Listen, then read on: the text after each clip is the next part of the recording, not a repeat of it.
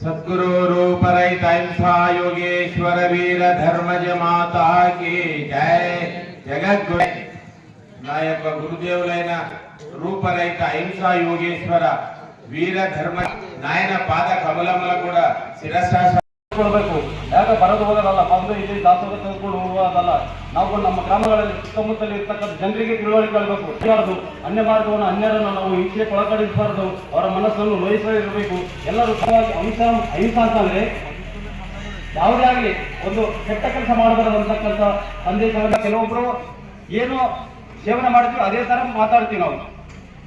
ಈಗ ಒಂದು ಕೆಲಸದಲ್ಲಿ ಇಮ್ಲಾಪುರಿಯವರಿಗೆ ಧನ್ಯವಾದಗಳು.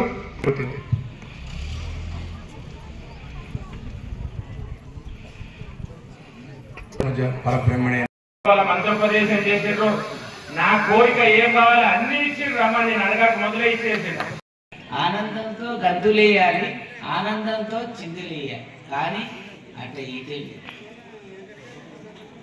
చూస్తూ ఉన్నాం. మేము 40 సంవత్సరాల నుంచి చూస్తున్నాం. ಗ್ರಾಮದಲ್ಲಿ ಮಾತಾ ಮಾಯಕೇಶ್ವರ ದೇವಸ್ಥಾನವನ್ನು ಕಟ್ಟಿದ್ದು ಯಾರಾದ್ರೂ ಈ ಭಾಗದಲ್ಲಿ ಯಲ್ಲಾಪುರದವರು ಅಮ್ಮನವರ ಹೊಲದಲ್ಲಿ ಸೇವೆ ಮಾಡಿದವರು ಯಾರಿದ್ರೆ ಅಂದ್ರೆ ಎಲ್ಲರೂ ಕೂಡಿಕೊಂಡು ಒಂದು ಸೇವೆ ಮಾಡಿದ್ದೀವಿ.